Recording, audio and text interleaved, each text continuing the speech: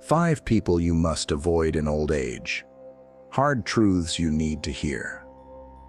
When you reach the later seasons of life, you begin to realize how precious your time truly is. Every sunrise feels like a gift, every laugh a treasure, and every quiet evening on the porch a sacred moment. At this stage, you no longer chase after the noise of the world. You crave peace, dignity, and the kind of love that doesn't come with conditions. But here's the truth few are willing to say. Not everyone deserves to sit at your table in old age. Not everyone should walk with you through these golden years. Some people may look like friends, even family, yet their presence drains the very light from your soul. Your heart has carried decades of battles, victories, and losses. You've endured enough storms to know the weight of disappointment. That is why who you allow near you now matters more than it ever has before. Old age is not about tolerating people who wound you. It is about choosing carefully the company you keep, because the wrong company can steal the very peace you've worked a lifetime to earn. Think of your life as a garden. At this stage, the weeds must be pulled without apology. If someone brings constant shadows, poisons your joy, or leaves you feeling unseen, you do not owe them space anymore. You owe your soul freedom. This is not about bitterness, it is about wisdom. It is about finally saying, "My time is short, my days are holy, and I will not spend them in the presence of people who diminish me." You have given much, sacrificed much, and loved deeply. Now you deserve to guard your spirit fiercely. Because your old age is not a place for regret, it is a place for light. And the people you allow into your circle will determine whether that light shines brighter or slowly fades away. Number 1, the constant complainer. There comes a point in life where you realize that peace is not just a luxury, it is your lifeline. And nothing destroys peace faster than the constant hum of complaints. You know the kind of person I'm talking about. The one who seems to carry a storm cloud over their head no matter where they go. The weather is never right. The news is always bad. Their family never appreciates them. Their health is worse than everyone else's. Every word out of their mouth drips with dissatisfaction. When you were younger, maybe you had the energy to nod politely, to listen endlessly, or even to try to cheer them up. But in old age, your energy is far too valuable to waste on people who refuse to see light. You've fought too many battles. You've seen too much sorrow to let someone else's negativity wrap around your spirit like chains. Complaining is contagious. Sit with a complainer long enough and soon you'll find your own heart heavy. Their words begin to echo in your mind. Suddenly, the joy of a simple cup of coffee, the beauty of a morning breeze, even the smile of a grandchild feels dimmed by the dark filter they insist on placing over everything. That's the danger. They don't just complain about their own lives, they rob you of the ability to fully savor yours. And the tragedy is, some complainers wear a mask of just being honest. They'll say, "I'm only telling it like it is." But honesty without hope is poison. Truth without gratitude is cruelty. What they are really doing is dragging everyone down to the level of their misery. Let me tell you something, my friend.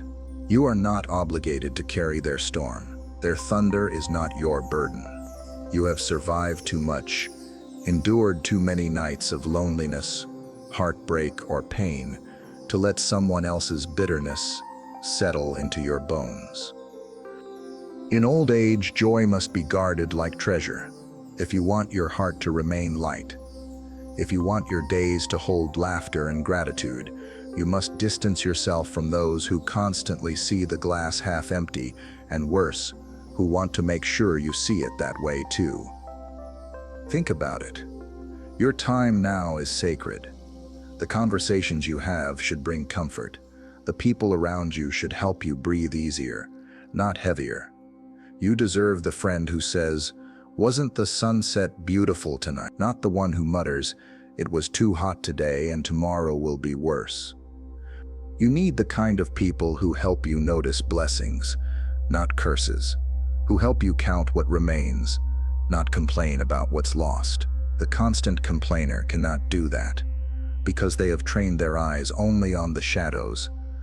Some of them complain because they never healed. Others complain because complaining gives them attention. And some, sadly, complain because they are afraid of joy. It feels too fragile to hold. But whatever the reason, the result is the same. They drain the goodness out of every room they enter. Do not give them permission to drain yours. You are allowed to step away. You are allowed to smile politely, change the subject, or simply stop answering the phone. Protect your spirit, guard your mind, surround yourself with people who bring warmth, not constant cold. Because here's the truth. In old age, you cannot afford to waste days fighting for joy against someone else's gloom. You need companions who lift your spirit. You need voices that remind you. Life is still worth savoring, still full of reasons to laugh, still a gift. And when you release the constant complainers from your circle, you'll notice something powerful. The air feels lighter. The silence feels sweeter. The little things, birdsong, family dinners, a good night's rest suddenly shine brighter. Because negativity is loud, but gratitude whispers. And you can't hear gratitude if the room is filled with endless complaints. So let this be your wisdom. Avoid the constant complainer. You have earned peace. You have earned joy. And anyone who cannot walk with you in gratitude has no place in your sacred garden of old age. Number 2, the manipulator. As you grow older, one of the greatest gifts you can give yourself is clarity. Clarity about who is for you, who is against you, and who is only with you because they can use you. Manipulators are masters at disguising themselves as companions, even as family who care. But behind their sweet words lies a dangerous truth. They are not with you for love, but for what they can take. Manipulators come in many forms. Some use guilt, like a weapon. They remind you of all they've supposedly done for you, twisting your sense of gratitude into a chain that keeps you bound. They'll say things like, "After everything I've sacrificed, you owe me." Others use pity, crafting stories of their own suffering, so you'll feel obligated to step in and save them. And some use charm, smiling while slowly bending your will to meet their needs, never your own. In old age, manipulation often shows up in one of the most heartbreaking ways, through money and property. There are countless stories of elderly Americans who gave away savings, signed over deeds, or made decisions under the pressure of family members who played on their emotions. Sons, daughters, or so-called friends who say, "It's just a loan," or "I promise I'll take care of you if you do this for me." And once they get what they want, they vanish, or worse, stay only to demand more. But manipulation isn't always financial. It can be emotional, too. The person who makes you feel guilty for saying no. The person who sighs heavily when you set a boundary. The person who convinces you that your needs, your comfort, your choices don't matter as much as theirs. And here's the hard truth. If you allow manipulators into your circle in old age, they will strip you of your dignity piece by piece. They thrive on control. They thrive on making you second-guess yourself. They thrive on taking until you have nothing left to give. But wisdom says otherwise. Wisdom says you do not owe anyone the keys to your peace. You do not owe anyone your savings, your home, or your emotional energy just because they insist they need it. You are not selfish for protecting yourself. You are strong. You are wise. And you are finally free to say no without apology. Think about what it means to live in dignity during your later years. Dignity is not letting someone dictate your choices. Dignity is not letting guilt drive your decisions. Dignity is knowing you have a right to live on your terms. Manipulators hate dignity because it takes away their power. And so, the only way to deal with a manipulator is to draw lines they cannot cross, to recognize their patterns and refuse to play their games, to understand that love does not demand surrender, and respect does not come at the price of your freedom. Some may say, but they're family. Shouldn't I help?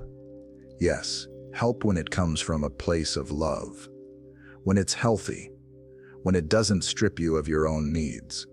But when help becomes a one-sided arrangement that drains you, that's no longer love. That's manipulation wearing a mask. Look, if you are in old age and you recognize a manipulator in your circle, I urge you, step back. You have carried enough burdens in your life. You've worked hard, raised families, fought battles. Most will never understand. Now is not the time to be shackled by the strings of someone else's control.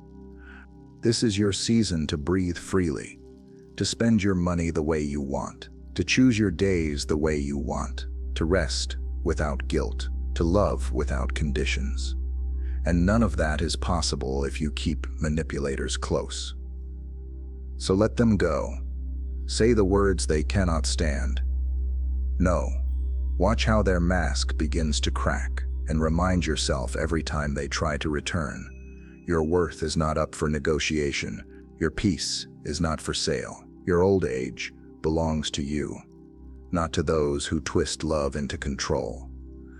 Because when you free yourself from manipulators, you step into something far greater than independence. You step into the pure, unshakable joy of living your last chapters on your terms with dignity, with strength, and with peace.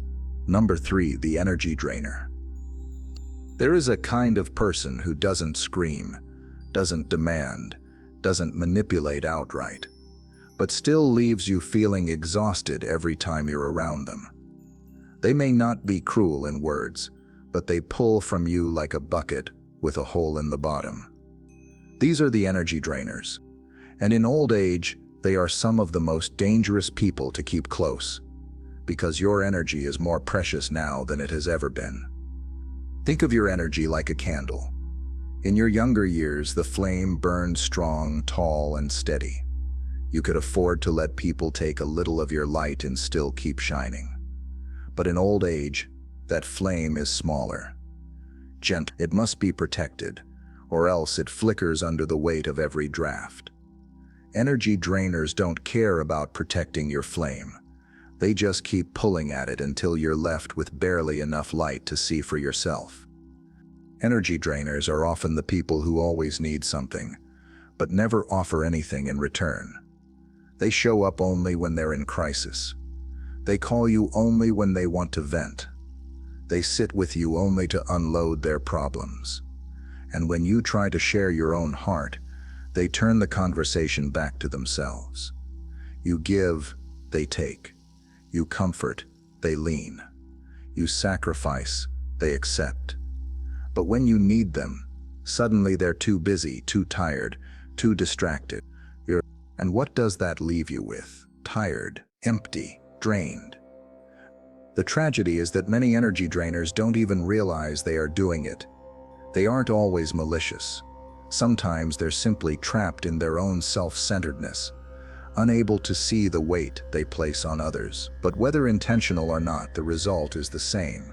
They take more than they give. And in this season of life, you cannot afford that imbalance. Because old age is a season of restoration, not depletion. It is the time to enjoy your days without constantly being burdened by the problems of others.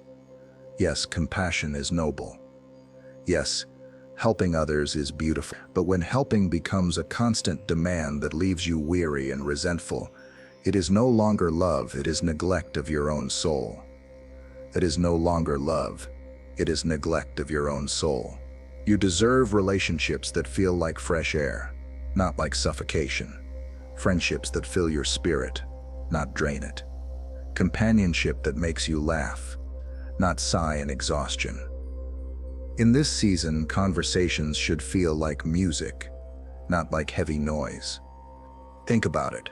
When you spend time with someone who brings you joy, you leave the room lighter, brighter, even if you were tired before.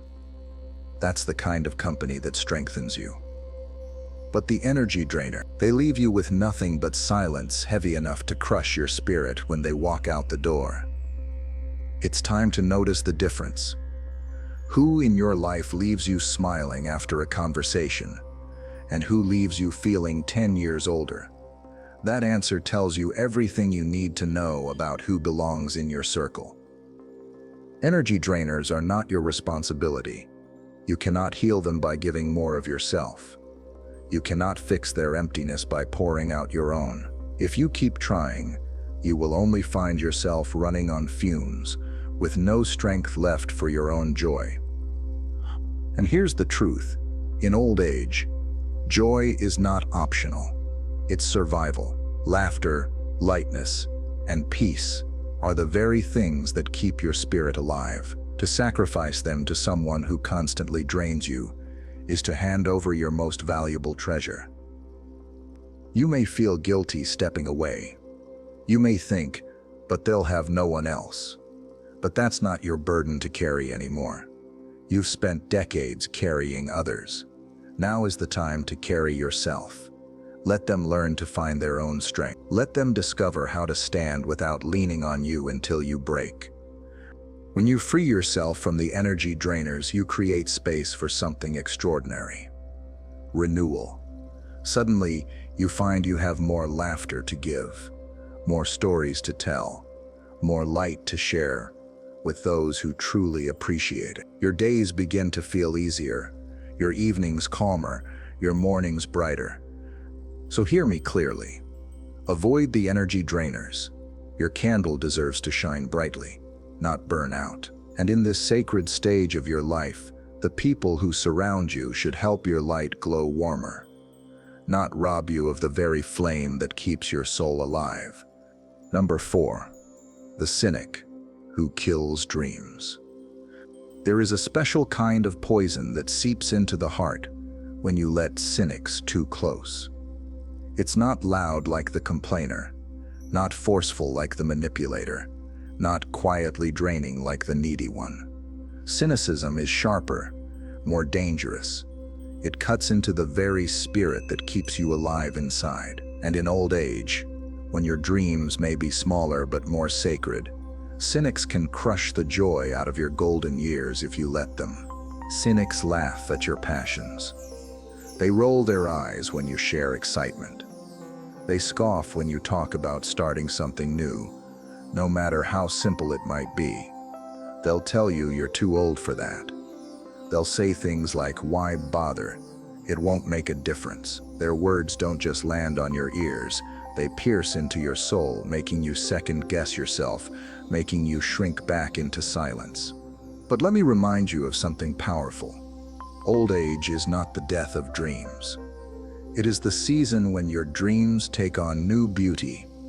Maybe you don't dream of climbing mountains anymore, but you dream of tending a garden, of painting a canvas, of writing down your family stories so they live long after you're gone. These dreams matter. They are not foolish, and they are not small. They are the treasures of your heart. Cynics hate those treasures. Why? Because your hope reminds them of their own hopelessness. Your joy reminds them of what they've lost. They mock your spark because theirs burned out long ago. And if you're not careful, they will convince you to blow out your flame too. But you cannot let them, because your spark is what makes life worth living, even in your 70s, 80s, or 90s. Your spark is what wakes you up in the morning with a reason to smile. Your spark is what keeps your soul from withering, even as your body grows tired. Think about how fragile hope can be. One cruel word, one dismissive laugh, one sarcastic remark. It's often enough to dim a light that was burning brightly just moments before. And the sad truth is, many older Americans let go of their passions, not because they don't love them anymore, but because someone close to them convinced them it wasn't worth it. That is the work of a cynic. But wisdom says otherwise. Wisdom says that every dream in your heart, no matter how small, deserves room to grow. Wisdom says that in old age, dreaming is not childish, it is survival. It keeps your mind sharp, your heart light, and your spirit alive. So what do you do with cynics? You shut the door to their voices. You stop handing them the microphone in your life. You stop letting them decide which dreams you keep alive and which ones you bury. Because the truth is, they don't get to decide. You do. Let me speak this directly to your soul. If you want to plant flowers, plant them. If you want to learn a new song, sing it. If you want to travel, even if it's just a short drive to a nearby town you've never explored. If you want to bake bread, write poetry, build a birdhouse, take photographs, do it. Do it with joy. Do it with the passion of a child. And do it without shame, no matter who rolls their eyes. Because here's the beauty of old age. You don't have to prove anything to anyone anymore. You've lived, you've worked, you've sacrificed. These years are not for explaining yourself to cynics. They are for reclaiming your joy. And the more you protect yourself from cynics, the more space you create for encouragers, the kind of people who clap when you share your ideas, who smile when you light up about something new, who remind you that it's never too late to enjoy the life you've been given. So walk away from the cynic, guard your dreams, nurture your spark, because even in these later chapters, life is still a book worth writing, and your dreams are the ink that make it unforgettable. Number 5, the selfish one who never shows up. There is a wound deeper than words can describe, the ache of waiting for someone who never comes. You know the kind of person I mean, the one who always promises, always says, "I'll call you soon," or "I'll visit next week," but never follows through. The one who disappears when you need them most. The one who only shows up when it's convenient for them. In old age, this kind of selfishness cuts sharper than any knife, because time is shorter now, and every broken promise feels like a theft. These are the people who love themselves far more than they will ever love you. They want the credit of being seen as a good child, a loyal friend, or a caring neighbor. But they never do the work. They live in a world where their needs, their plans, their comfort come first. And when you sit waiting for their call, their knock on the door, their presence at your table, you learn the hard way that their words are empty. And here's the heartbreak. Many times these selfish ones are the people you long for most. A son, a daughter, a lifelong friend. Someone you gave everything to in your younger years. You sacrificed, you worked, you loved them with all you had. But now, in the years when you could use their love the most, they are absent. That absence stings like betrayal, even if they never say it out loud. Selfishness in old age is not just cruel, it is dangerous. It leaves the elderly lonely, isolated and forgotten. Loneliness, doctors will tell you, is one of the greatest killers of old age. It eats away at the spirit, weakens the body, and drains the will to live. And selfish people, with all their broken promises, feed that loneliness without a second thought. But let me tell you something important. You do not have to keep waiting at the window for people who never arrive.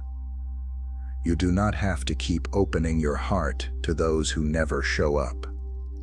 Your worth is not defined by their absence. Their selfishness is not a reflection of your value, it is a reflection of their character. So what do? You turn your heart toward those who do show up. Maybe it's a neighbor who checks on you.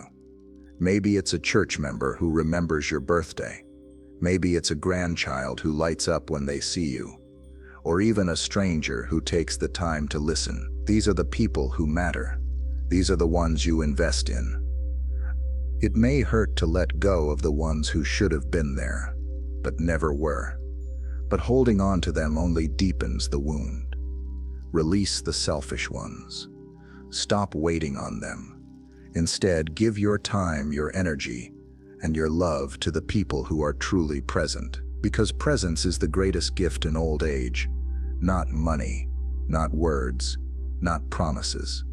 Presence. And if you find yourself feeling guilty, don't. You have spent a lifetime giving to people who didn't always deserve it. Now it's time to protect your heart. Now it's time to choose relationships that actually fill the room with warmth instead of silence.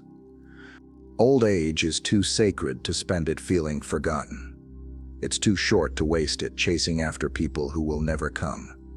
Surround yourself with those who value your presence, who see you, who honor you, who love you not for what you can give, but simply for who you are. Because here is the truth. The selfish one who never shows up is not worthy of your tears, your waiting, or your hope. The ones who show up, even in small ways, those are the ones who make your golden years shine. Choose them, cherish them, let them be your family, your joy, your circle. And in doing so, you will discover that you are far less alone than you once feared. You will find that love still lives, and that your heart still has a home, not in the empty promises of the selfish, but in the faithful presence of the ones who truly care. Conclusion: protecting the garden of your golden years. Life has been long, and it has not been easy. You have carried responsibilities, endured hardships, tasted victories, and shed tears. And now, in this sacred season of old age, your heart deserves peace more than it has ever deserved anything. But peace does not simply arrive on its own. It must be protected. It must be guarded like a garden, tended carefully so that it blooms in beauty.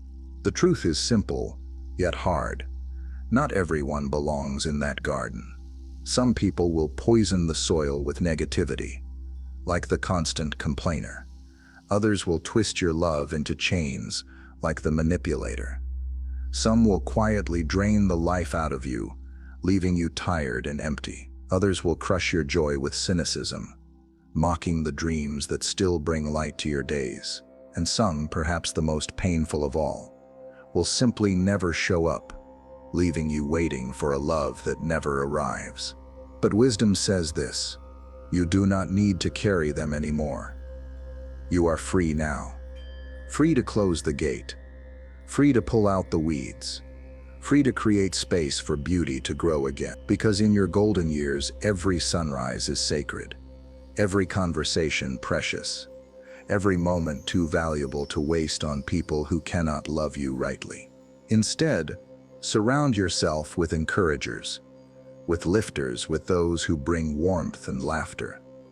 Cherish the ones who make you feel alive, who honor your presence, who remind you that you still matter. Give your time to people who fill your days with gratitude, not gloom.